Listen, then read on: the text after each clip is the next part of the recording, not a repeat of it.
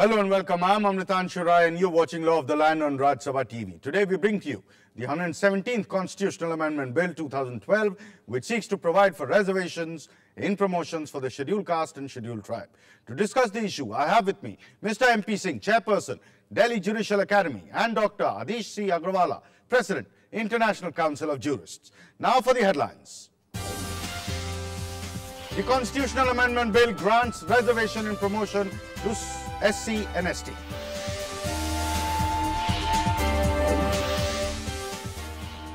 The bill seeks to override the Supreme Court judgment.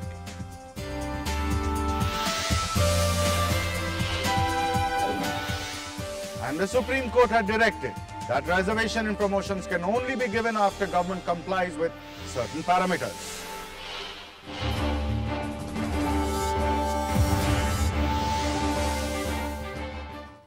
The government proposes to grant reservations in promotion for the scheduled caste and scheduled tribe through a constitutional amendment.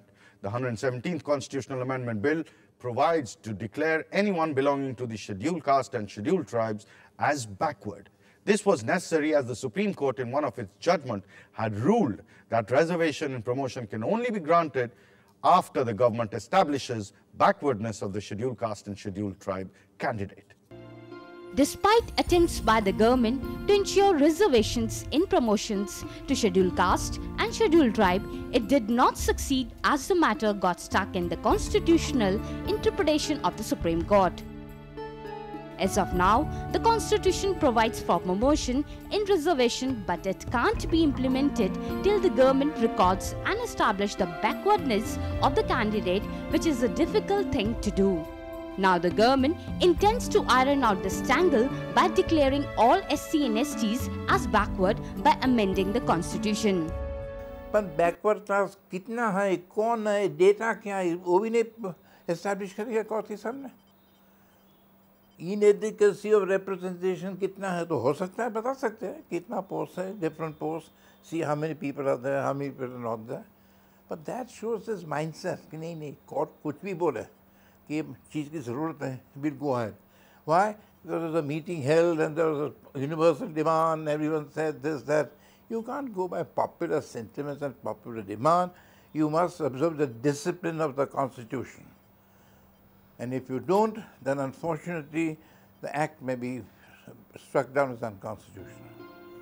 The statement of objects and reasons of the bill specifically says that there is difficulty in collection of quantifiable data showing backwardness of the class, as well as inadequacy of representation of that class in public employment. And there is also uncertainty of methodology to exercise it. It says that the bill is needed as the Supreme Court judgment had adversely affected the prospects of promotion for scheduled caste, SC, and scheduled tribes, ST. The bill says that in order to provide impediment-free reservation in promotion and to bring certainty and clarity in the matter, the amendment is necessary. The bill intends to provide the benefit retrospectively from 17 June 1995. How I would read the retrospectivity of the amendment, it would mean that persons who had been promoted may have to be brought down because they are occupying positions which should have gone to the scheduled castes and scheduled tribes. What will be the fate of these people? What about the ones who have retired? The scheduled caste, scheduled tribes who are retired would say that I should have been retired as a head of department, and on the other hand I have retired at a much lower post. This will result in chaos. The Supreme Court, in one of its recent judgment on reservation in promotion, struck down the UP government seniority rules which provided for reservations in promotions. The court held that the state government had not undertaken any exercise to identify whether there was backwardness and inadequate representation of scheduled caste and scheduled tribes in the state. The doctrine of basic structure says that Parliament cannot alter or destroy the basic structure of the Constitution. This is the only reason where the bill faces criticism. With camera person D.K. Tiwari, Aruna Thakur, Rajya Sabha TV. Article 335 of the Constitution states that the claims of the scheduled caste and scheduled tribes have to be balanced with maintaining efficiency in administration. The bill states that provision of the amendment shall override the provision of Article 355. My question to you straight away, Mr. Singh. If the state has expressed several times since 1955 to ensure that reservations in promotion happens, and if the intent is clear even today, then what is wrong if the state goes ahead and amends the constitutional yet again to provide reservations and promotions? Just as it has not been wrong so far, it should not be wrong in future also. It is unfortunate that every time the Constitution is amended, some technical point is brought in for the purpose of getting the amendment circumvented. And this is unfortunate for the reason that I consider that among other things, that if basic structure means secularism, judicial review, democracy, equality, one of the important factors of basic features of the Indian Constitution is inclusiveness. And therefore, unless inclusiveness is assured, there is always a threat to the Constitution. A recent work in which more than 100 constitutions of the world have been surveyed, the durability of the Indian Constitution vis-a-vis other constitutions in the Asian subcontinent, particularly Pakistan, has been held to be for the simple reason that it has inclusiveness while other constitutions do not have. Therefore, not only for the purpose of scheduled castes and scheduled tribes, but for the purpose of preservation of this constitution and all the features which this constitution has, it is absolutely necessary that inclusiveness... This goes through. Yeah, inclusiveness. Mr. Agrawal, on the same point, what is wrong if the state actually wants to go ahead and give promotions and reservations? That will hit the fundamental rights of equality. And this comes under state policy, this amendment which is being brought by the Parliament. That is the state policy that we should promote the SC and ST. And what will happen on the issue of equality? When a person, five officers have been appointed at the same time, and then you are giving promotion to the sections, to the officers who are from SC and ST, and ignoring the ability of general category. I will also come to the point of retrospective effect since 1995. Yeah. What Mr. K.K. Venugopal was referring to. Yeah. Do you think that's practical? And will it create a lot of heartaches? Yes, that I also agree with the view of Mr. Venugopal. What about you, Mr. Singh? I think it is necessary because people have been promoted since then. So far as the persons who have retired, we should not worry so much about them as we must worry about those who are already in service and have been assigned seniority under the existing amendment before these cases were decided. That is fine. But since, let's suppose 1995, even today, Yes. the people who are occupying the present position, Right. the impact on them, Yes. will they have to be brought down? Not necessarily. Not necessarily. The only question Parallel is positions will have to be created? that again the government should find a way out so that that kind of resentment which should occur because of this, that doesn't occur. Yeah. So that's a point. Yeah. Also, discipline of the Constitution, Mr. Adish Agarwala, what Mr. Soli Sorabji said, that it will not stand the test of discipline of constitution. Is there any concept like this which comes into conflict with the existing constitutional amendment? Yeah, that is because it will be challenged on the point that fundamental rights are the supreme, and the state policy, you can't bring state policy above than fundamental right. Yeah, Mr. Singh, you wanted to say something? Yeah, that never ever so far it has been decided that a person has a fundamental right to go to the government job. And therefore, the question of fundamental right to go to government job has not yet been decided. Nobody has a fundamental right to be a government servant. One has the right to equality of opportunity to apply for government jobs, but one doesn't have the fundamental right to be a government officer. It has never been decided so far. And one point that Mr. Singh was saying was inclusiveness. The fundamental of the Constitution also brings out the concept of inclusiveness. Is there any written or any judgment which actually elaborates on this, and a constitution bench judgment which says that inclusiveness is the fundamental basic of the Constitution? Has any judgment said that? According to my knowledge, I don't recollect that there is some. Mr. Singh. Because this issue perhaps has not been raised by anyone in any of the decisions, therefore, I also don't recall any specific decision. But I am telling it on the basis of an empirical survey of the constitutions of the world.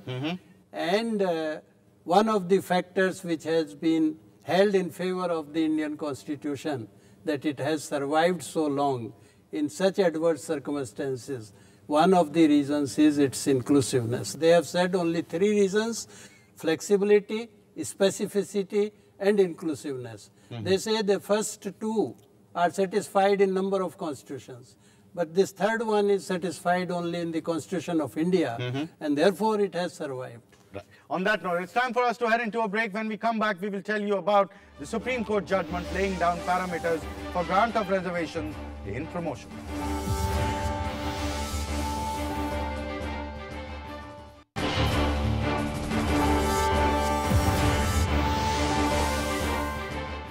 Welcome back. The government attempts to provide reservation to scheduled caste and scheduled tribe was frustrated by the Supreme Court judgment on the matter. Let's look at the parameters laid down by the Supreme Court, which had to be followed by the government before granting reservations and promotion to scheduled caste and scheduled tribe. The Supreme Court, in its landmark judgment in the matter of M. Nagaraj, held that the state is free to exercise its discretion of providing for reservation in promotion, and it is also has its all enabling powers, but it can do so after it complies with certain parameters. What Nagaraj achieved was a really nice, sensitive balance. It did not strike down the amendments. It said, since they are only amendments which are enabling in nature, it doesn't really matter, because whether this power has been used rightly or wrongly is a matter for the future. When it is used wrongly, you see. However, they laid down certain guidelines. A freedom was not given to governments to do whatever it liked. The Constitution bench, comprising of then Chief Justice Y.K. Sabharwal, Justice K.G. Balakrishnan, Justice S.H. Kapadia, Justice C.K. Thakkar and Justice P.K. Balasubramaniam, had delivered the judgment in the matter of M. Nagaraj and others versus Union of India. Let's look at the basic parameters laid down by the Apex Court before granting reservation in promotion to scheduled caste and scheduled tribe. The court said it is not mandatory for the state to grant promotions. If the state wishes to give promotions, it will have to show in each case the existence of the compelling reasons. the state has to collect quantifiable data showing backwardness of the class and inadequacy of representation of that class in public employment, at the same time compiling with the maintenance of efficiency in public administration. So what Nagaraj did in effect was it founded itself entirely on the doctrine of equality, that equality all round will be best served by allowing reservation and promotion, taking it further as far as you want to go, but at the same time subject to these conditionalities, because equality is for everybody. There has been provision for reservation in promotion for scheduled caste and the scheduled tribes since 1955. This was discontinued after the Supreme Court in one of its judgment held that the reservation in promotion are beyond the mandate of the Constitution. In 1995 and 2001, the government amended the Constitution to provide for reservation in promotion to scheduled caste and the scheduled tribe. But in 2006, the Supreme Court laid down qualifications which were difficult for the government to comply. M. Nagaraj's judgment discussed the reservation issue in depth and held that reservation should be used in limited sense because for the strong reason that it will perpetuate casteism in the country. With camera person D.K. Tiwari, Aruna Thakur, Rajya Sabha TV. Relying on the judgment of the Supreme Court in M. Nagaraj case, the High Court of Rajasthan and High Court of Allahabad have struck down the provisions for reservation and promotion in the services of the state of Rajasthan and the state of Uttar Pradesh. Huge changes. Now, the point, the three parameters, Mr. Adish Agrawala. Quantifiable data, low representation, efficiency of administration. Especially on the first, quantifiable data to establish backwardness. Do you think it's possible for the government to establish? For let's say, I am today an IS officer in the, from the SC/ST category. How is the government going to establish that I am backward, I'm already a civil servant, and I'm backward, and that is why I need promotion? Is it possible? In one way, it is possible when CRs are there and his senior officers are giving annual CRs. And in that, it can be assessed that he is not having such efficiency. So that is possible qua individual officer. But how do you split the word backwardness? Quantifiable data versus backwardness. Is it possible to substantiate? Article 16(4), it remains original, provides backward class of citizens. It does not say backward citizens. And therefore, even if one of the members of the scheduled castes or scheduled tribes has gone up, that does not mean that the whole class has gone up. And therefore, the purpose of Article 16(4) from the very beginning has been actually to help or to support the backward classes.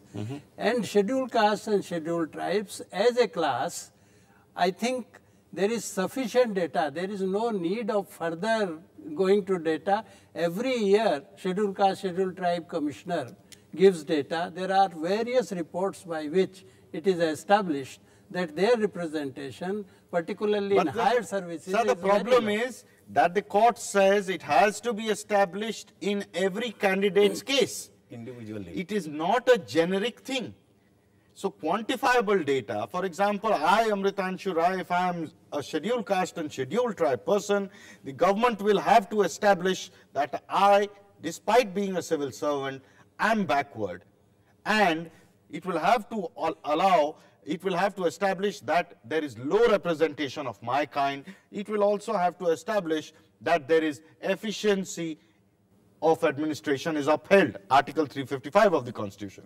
Is it possible for the government to do every candidate wise fulfillment of these parameters? Firstly, so far as scheduled caste, scheduled tribes are concerned, in their case, it is not required for the simple reason that the concept of creamy layer doesn't apply so far as scheduled castes and scheduled tribes are concerned. And therefore, this requirement, if it is being read, it is being read against the decisions of the Supreme Court itself. I think, therefore, there is no need of establishing. There is also well-established Sahanese decision that whenever a commission says or a government says that investigations have been made, and on the basis of that it has been found that these classes are backward classes, presumption is that the report is correct unless there is counter evidence to that fact. Mr. Adish Agarwala, see, there have been, since 1955, not one but several times the government has clarified and clearly stated. Governments have come, political parties have changed, all that evolution has continued, but the demand for providing reservations in promotion has remained, and the state policy has shown, exhibited that they are in favor of it. Correct. Then what is wrong if the state tries to ease its technical hurdles by establishing once and for all, by saying that all of them are backwards, so that there is no further technical issues? What is wrong? Because the aims and object of bringing this amendment is that the government is not in a position to assess the individual's capability. That is the aim and object when the Honorable Minister has. What is the problem? Why can't the government do it what they've been trying to do since 1955? And what is wrong? Why does the Supreme Court always have to bring out certain contradictory interpretations? Now I'm talking about this, why it is bad. Because the basic structure, the basic reasoning of bringing this amendment is bad. When you go through the... Why is it bad? Because the minister is saying in the statement of object and reasons, relying on the judgment, it has been observed there is a difficulty in collection of quantifiable data showing... That's a practical problem, and that is true. Everyone in India will accept that there is a problem on that front. The government doesn't have the wherewithal to establish candidate-wise all the parameters that have been prescribed by the Supreme Court. No, like CRs are there, and government is saying we are unable. When that fact is wrong, that when government is in a position, when senior officers are giving the reports annually, on that basis the government has the reason to assess the ability of a person, the basic reason of bringing this amendment has become invalid. Okay. On that note, it's time for us to get into a break. When we return, we will show an interview with senior advocate Fali S. Nariman.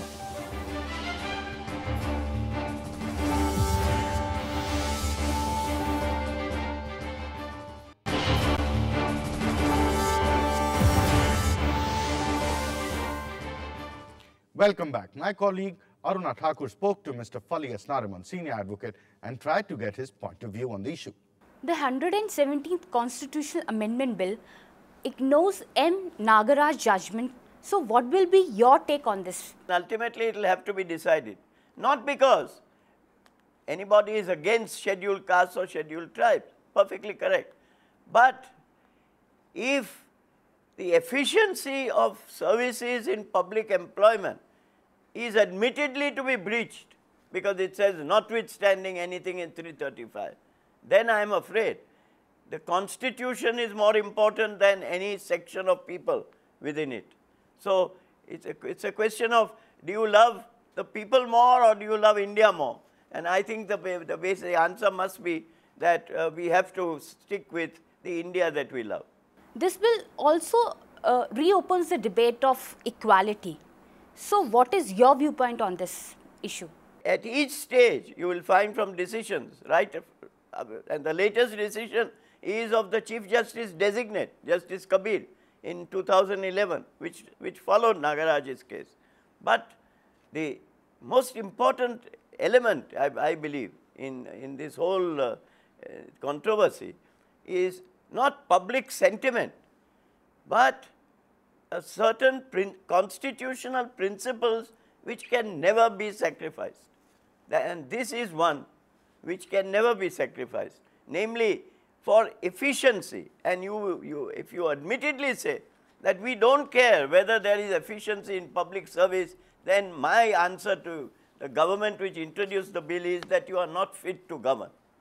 As a constitutional expert, what will be your message about this bill? I would like members of parliament first to please pay very close attention to it.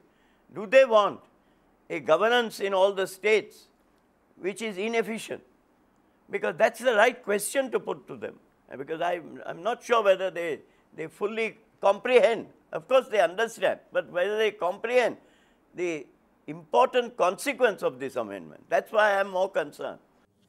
There was no way the government could have granted reservation and promotion without overriding the judgment of the Supreme Court in M. Nagaraj case. My question to you is, the point of equality and the point of efficiency. Article 355 is not, was a part of the, it was framed by the Constitution, I mean makers, which says efficiency in public administration. That has to be taken care of. Does it come into conflict with what the state wants to do by providing reservations in promotion? Does it at all, or does it not? No. My answer is clear, no. The reason is, there are rather two. One is that diversity and inclusiveness, they promote efficiency, and Article 335 can be read in that way also.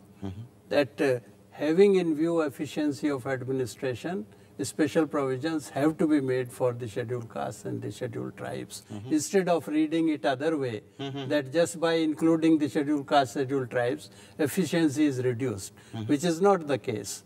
That's an assumption. Yeah, that is, no, this is one way of understanding. Diversity is being increased in those countries which did not recognize diversity before, because diversity promotes unity and nationhood in a country. Right. And this other thing is that when it is a question of efficiency of administration, should the courts decide it or the government decide it? And I think between the court and the government is the best judge to determine whether its administration will be adversely affected if it does this or that. And I think if the government says that our efficiency will not be adversely affected by... Then we should accept it. We should accept it. Mr. Agrawal, the conflict, does what the government plans to do with the 117th constitutional amendment, does it come into conflict with the concept, the basic tenet of equality that is there in the Constitution? Does it? Yeah, naturally, once you will be not carrying the ability, then naturally it will affect, and it will affect the administration. Anything you would like to add, Mr. Singh? From 1995, the scheduled castes also knew that he would get benefit in the promotion also. And therefore, if he has suffered humiliation for so long, let the others also face, and let there be balance. Thank you, sir, for joining us on this discussion. It's time for us to end the show. You can email your suggestions and comments to law.rstv@gmail.com. You can also watch our shows on the YouTube. We'll be back with a new issue and a new episode. Keep watching Raj Sabha TV.